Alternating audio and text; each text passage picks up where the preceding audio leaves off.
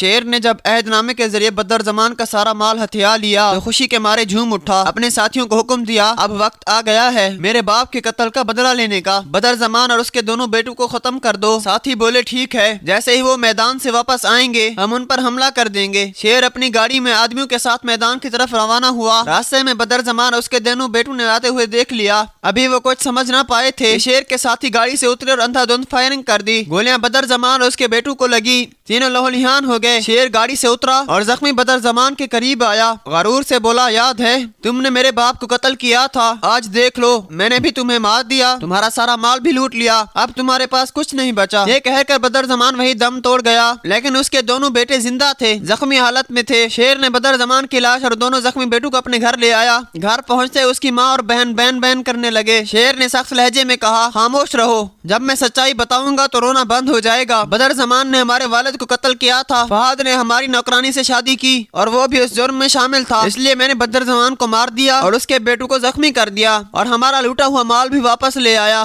اسی دوران اچانک شیر کے فون پر کال آتی ہے، دوسری طرف فجر تھی، میرے والد کی حالت بہت خراب ہے، فوراً ہسپتال پہنچو۔ شیر فوراً گاڑی نکال کر ہسپتال جا پہنچا۔ فجر اسے روتی ہوئی ملی، شیر نے اسے حوصلہ دیا فکر مت کرو، تمہارے والد ٹھیک ہو جائیں گے۔ کچھ دیر بعد ملک شجاعت کو ہوش آتا ہے، وہ بیٹی کو دیکھ کر کہتے ہیں فجر مجھے معاف کر دو، میں نے تمہیں گھر سے نکال دیا اور تمہاری قدر نہ کی اور تمہیں غلط سمجھا۔ فجر کی آنکھوں میں خوشی کے آنسو آ جاتے ہیں، پیچھے کھڑا شیر بھی اندر داخل ہوتا ہے۔ ملک شجاعت اسے دیکھ کر بولتے ہیں میں نے بھی تمہیں غلط سمجھا، تم نے ہمیشہ میرا اور فجر کا خیال رکھا، میں چاہتا ہوں کہ تم دونوں کی شادی ہو جائے۔ فوراً مولوی کو بلایا جاتا ہے اور وہیں ہسپتال میں شیر اور فجر کا نکاح ہو جاتا ہے۔ سب خوشی سے جھوم اٹھتے ہیں، اتنے میں اچانک ایک خبر آتی ہے، کوئی بھاگتا ہوا آتا ہے، شیر تمہاری ماں کی حالت بہت خراب ہے۔ شیر دوڑ کر ماں کو ہسپتال لے جاتا ہے، ڈاکٹرز کہتے ہیں زیادہ ٹینشن کی وجہ سے طبیعت بگڑ گئی ہے۔ کچھ دیر بعد ماں کو ہوش آتا ہے، شیر خوشی سے کہتا ہے میری اور فجر کی شادی ہو گئی ہے۔ یہ سن کر ماں کی آنکھوں میں خوشی کے آنسو بھر آتے ہیں۔ واپسی پر شیر اور فجر گھر آ رہے تھے کہ راستے میں گاڑی کا ٹائر پنچر ہو گیا، وہیں اچانک پرانی نوکرانی ملتی ہے جس سے احد نے شادی کی تھی، وہ شکایت کرتی ہے ہاں اس نے مجھ سے شادی تو کی تھی مگر چند دن بعد ہی گھر سے نکال دیا۔ یہ سن کر شیر غصے میں آ گیا، اب احد جیل جائے گا۔ شیر نوکرانی کو اپنے ساتھ گھر لے آیا اور کہا اب تم یہی کام کرو گی، احد نے تمہارے ساتھ بھی دھوکہ کیا۔ پھر شیر نے فجر کی طرف دیکھا اور کہا تم میری زندگی ہو، اب کبھی تمہیں دکھ نہیں دھونے دوں گا۔ وقت گزرا، 1 سال بعد شیر اور فجر کے گھر بیٹے کی پیدائش ہوئی، پورے گھر میں خوشیوں کی لہر دوڑ گئی۔ ملک شجاعت بھی شیر کے گھر آئے اور مبارکباد دی، یوں دونوں خاندان پرانی دشمنیوں کو بھلا کر ایک دوسرے کے ساتھ ہنسی خوشی رہنے لگے۔